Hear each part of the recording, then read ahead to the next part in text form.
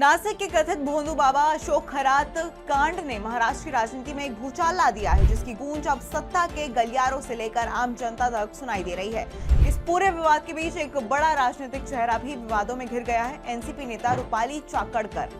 आलोचनाओं के भारी दबाव के बीच आखिरकार रूपाली चाकणकर ने महाराष्ट्र एनसीपी महिला मोर्चा के प्रदेश अध्यक्ष पद से इस्तीफा दे दिया है। उन्होंने खुद सोशल मीडिया प्लेटफॉर्म एक्स पर इसकी जानकारी दी और बताया कि ये फैसला उन्होंने एनसीपी अध्यक्ष और डिप्टी सीएम सुनेत्रा पवार से बातचीत के बाद लिया। लेकिन सवाल यह है कि आखिर ऐसा क्या हुआ कि एक मजबूत महिला नेता को इतनी बड़ी कुर्सी छोड़नी पड़ी।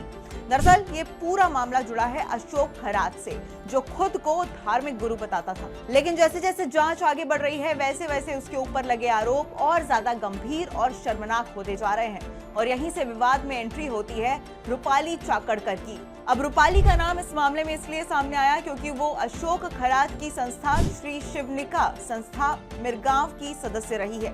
जैसे ही ये जानकारी सामने आई, राजनीतिक विरोधियों ने उन पर सीधा निशाना साधना शुरू कर दिया। शिवसेना उद्धव गुट की नेता सुषमा अंधारे और सामाजिक कार्यकर्ता अंजलि दामनिया ने तो ये तक मांग कर दी कि रूपाली के खिलाफ मामला दर्ज किया जाए और उन्हें इस पूरे कांड में सह आरोपी बनाया जाए।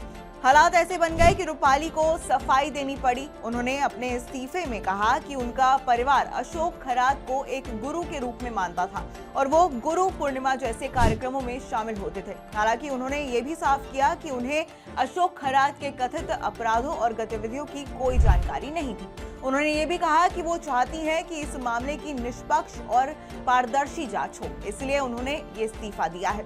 अब बात करते हैं रूपाली चाकणकर के राजनीतिक सफर की। 31 मई 1982 को पुणे के हड़पसर में जन्मी रूपाली चाकणकर ने MBA तक की पढ़ाई की है। राजनीति में आने से पहले वो सामाजिक कार्यों में सक्रिय थी। 2002 के आसपास महिलाओं के स्वयं सहायक समूहों के साथ बड़े स्तर पर वो काम कर रही थी। दिलचस्प बात यह है कि उनके मायके से कोई राजनीतिक बैकग्राउंड नहीं था, लेकिन उनके ससुराल का राजनीति से जुड़ाव था। आपको बता दें कि उनकी सास रुक्मणी चाकणकर एनसीपी से कॉर्पोरेटर रह चुकी हैं और यहीं से रूपाली चाकणकर की राजनीति में एंट्री हुई थी। धीरे धीरे उन्होंने संगठन में अपनी जगह बनाई और खड़कवासला विधानसभा क्षेत्र की इकाई अध्यक्ष बनी। इसके बाद उनका कद लगातार बढ़ता गया और वो एनसीपी महिला मोर्चा की प्रदेश अध्यक्ष बनी।